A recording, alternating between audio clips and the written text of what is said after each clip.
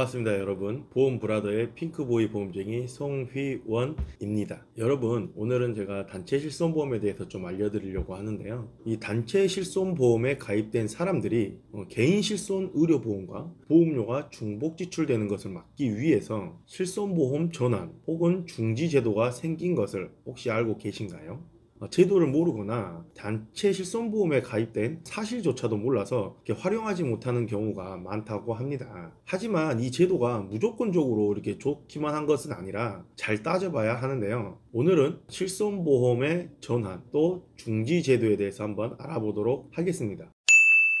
실손의료보험은 기본 중에 기본인 보험이라 아주 필수적이죠. 만약에 피치 못한 사유로 이렇게 보험을 해지해야 한다고 가정했을 때 마지막까지 남겨야 할 보험을 딱 하나만 고르라면, 저는 그동안 보험료를 많이 내서 아까운 종신보험도 혹은 가장 걱정되는 암보험도 아닌 실손의료보험을 고르겠습니다. 이렇게 중요한 만큼 많은 분들이 가입한 보험이기도 합니다. 그런데 소속된 회사나 혹은 단체에서 실손의료보험을 가입해주는 경우가 있습니다. 이렇게 가장 중요한 실손의료보험을 회사에서 챙겨주는 것은 참으로 아주 좋은 복지 제도라고 생각합니다. 다만 이런 단체 실손의료보험을 가입하게 되면 몇 가지의 고민사항이 생기게 됩니다. 단체 실손의료보험이 생겼으니 개인 실손의료보험은 가입하지 않아도 되나? 혹은 이미 개인 실손의료보험을 가지고 계신 분들은 이거를 해지해도 되는 걸까? 실손은 내가 실제로 사용한 병원비에 대해서 보상을 해주는 만큼 중복 가입을 한다고 해서 보험금을 더 받을 수 있지 않기 때문에 개인 실손의료보험을 해지하면 그만큼 보험료를 아끼게 됩니다. 하지만 여기서 문제는 회사를 퇴사했을 경우입니다. 단체 실손에 가입되어 있는 동안 건강했다면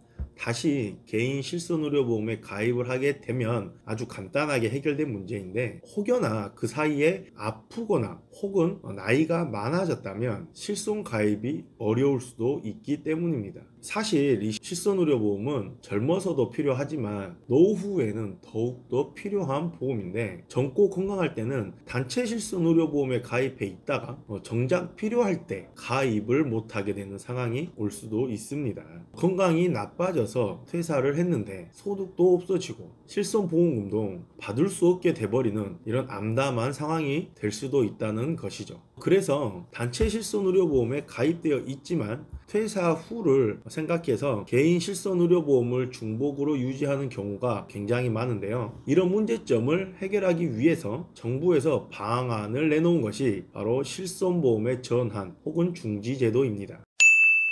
단체 실손 전환 제도 대상자들은 직전 5년간 단체 실손보험의 가입자이고, 조건은 단체 실손과 유사한 개인 실손보험으로 전환하게 됩니다. 심사 조건은 직전 5년간 보험금 수령액이 총 200만원 이하이면서 10대 중대질병 발생 이력이 없는 경우 심사 없이 무심사로 진행이 되며, 이외의 경우는 심사를 통해서 가입이 거절되거나 혹은 부담보 같은 이런 불리한 상황이 발생할 수 있습니다. 또 하나는 개인 실손 중지 제도인데요, 개인 실손 중지 제도 대상은 1년 이상 개인 실손 보험을 유지한 가입자로서 전환 조건은 현재 판매 중인 실손 의료보험으로 전환이 됩니다. 심사 조건은 원칙적으로는 무심사이지만 새로운 보장이 추가되는 경우에는 해당 부분에 대해서만 심사 진행이 가능합니다. 재직 중에 가입했었던 실손의료보험을 퇴사 후에 개인 실손의료보험으로 전환을 해서 계속 보장을 받을 수 있게 한다는 것이 단체 실손의료보험의 전환 제도이고요, 기존에 1년 이상 가입했던 개인 실손의료보험이 있는 경우에 단체 실손과 중복되지 않도록 개인 실손보험 전체 혹은 중복되는 부분에 대해서만 중지를 하고 퇴사 후에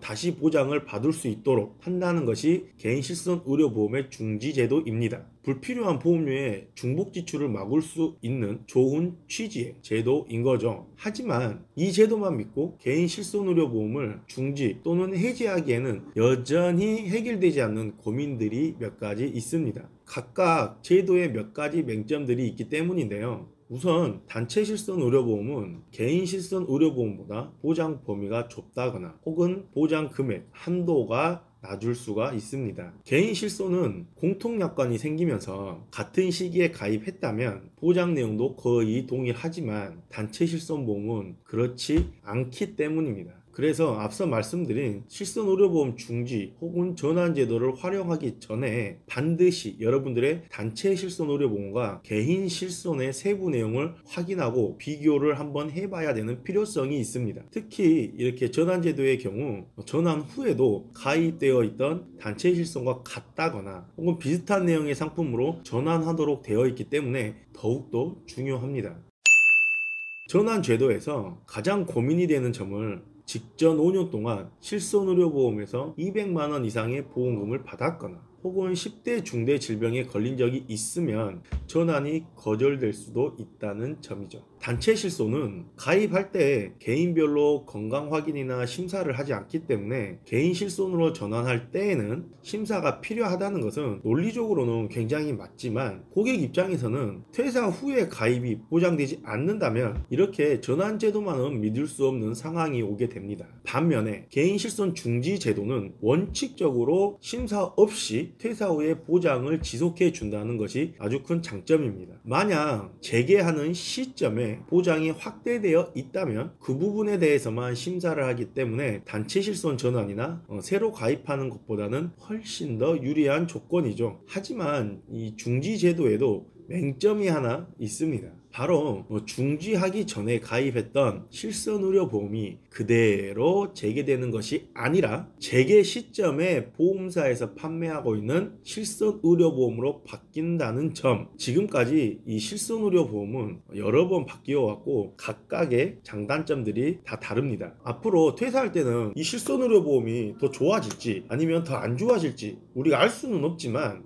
중지를 하게 된다면 소비자에게는 선택권이 없어지는 것입니다. 그리고 이 전환제도와 중지제도 이 두 가지의 제도는 모두 다 퇴사 후에 1개월 이내에 신청을 해야 하는데요. 신청 기간을 너무 길게 허용하게 돼버리면 신청하지 않아서 보험료를 내지 않았다가 병에 걸린 다음에 신청해서 보험금을 받는 이런 역선택을 막기 위해서라고 합니다. 신청 기간이 길지 않기 때문에 이 제도를 활용할 계획이라면 꼭 기억해 두었으면 좋겠습니다. 실손보험의 전환과 이런 중지제도는 보험료의 중복 지출을 막아주고 실손보험 가입의 이런 사각지대를 줄여줄 수 있는 아주 좋은 제도임에는 틀림이 없죠. 하지만 여러분들의 건강 상태와 가입된 단체 실손의 보장 내역 그리고 가지고 있던 개인 실손의료보험의 내용 등을 개인의 상황에 따라서 좀 꼼꼼하게 따져보고 결정해야 할 문제이기도 합니다. 앞으로 점점 더 좋은 제도들이 만들어지고 불편한 부분들이 좀 개선이 되어서 여러분들 그리고 고객님들에게 좀 더 유리한 방향으로 발전하길 저는 기대하고 바라고 있습니다. 불필요한 보험료 지출은 줄이고 필요한 것은 효율적으로 준비하는 아주 현명한 소비자 여러분들이 될 수 있도록 항상 좋은 정보를 알려드리기 위해서 저는 꾸준히 계속 앞으로 쭉 열심히 노력하도록 하겠습니다. 오늘 영상이 도움이 되셨다면 좋아요, 구독 부탁드리겠습니다. 감사합니다.